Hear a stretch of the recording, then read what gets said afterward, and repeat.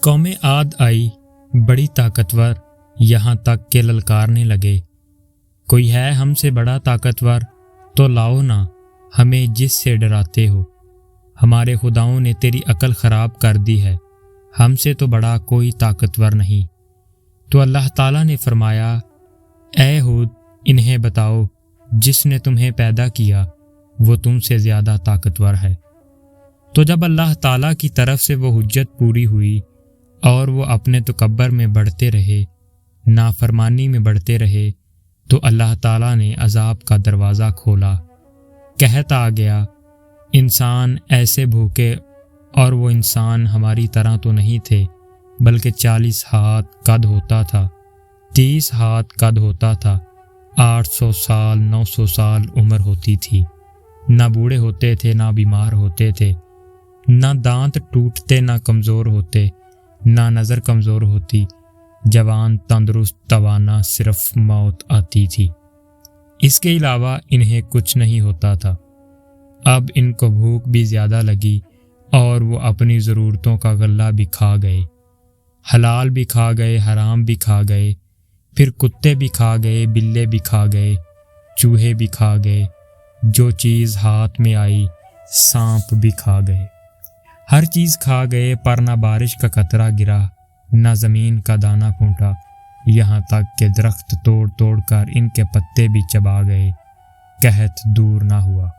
تو پھر انہوں نے ایک وفد بیت اللہ بھیجا کہ ہمیں بارش دو، تو جب مصیبت آتی تھی اوپر والے کو پکارتے تھے، جب وہ کام کر دیتا تھا پھر سرکش ہو جاتے تھے، پھر انہیں پتھروں کو پوجتے تھے۔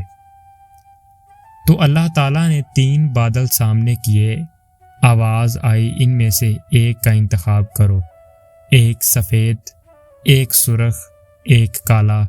تو آپس میں کہنے لگے سفید تو خالی ہوتا ہے، سرخ میں ہوا ہوتی ہے، کالے میں پانی ہوتا ہے۔ انہوں نے کہا یہ کالا بادل چاہیے، آواز آئی کہ پہنچے گا، یہ واپس پہنچے، انہوں نے کہا بارش ہو گئی۔ پھر جب ساری قوم اکٹھی ہوئی تو اللہ نے وہ بادل بھیجا، وہ بادل آیا کالا، کہنے لگا وہ دیکھو آئی بارش۔ تو اللہ نے کہا یہ بارش نہیں ہے، یہ وہ عذاب ہے جو تم ہود سے کہتے تھے، کون ہے ہم سے بڑا جو ہمیں کچھ کر لے، اب تیار ہو جاؤ۔ ان کے گھروں کو ہوا نے اڑا دیا، ان کو ہوا نے اڑا دیا۔ 60 ہاتھ اونچے قد کے لوگ اور تنکے کی طرح ہوا میں اڑ رہے تھے، اور ان کے سروں کو آپس میں ہوا ٹکرا رہی تھی، وہ گھومتے تھے، سر ٹکراتے تھے۔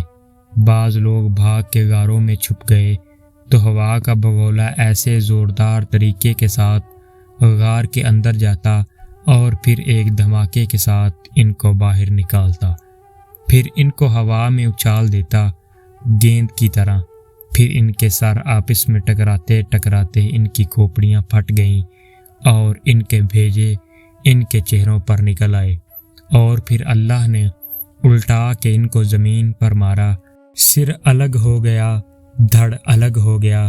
پھر اللہ نے للکار کے پوچھا کوئی ہے باقی تو دکھاؤ کہ اس کا بھی صفایا کر دوں، کوئی نظر نہ آیا، سب کو اللہ نے مٹایا۔ جو کام عاد کرتی تھی وہ کام آج پوری دنیا میں ہو رہے ہیں۔ اللہ پاک آپ کو اور ہمیں نیک اعمال کرنے کی توفیق عطا فرمائے۔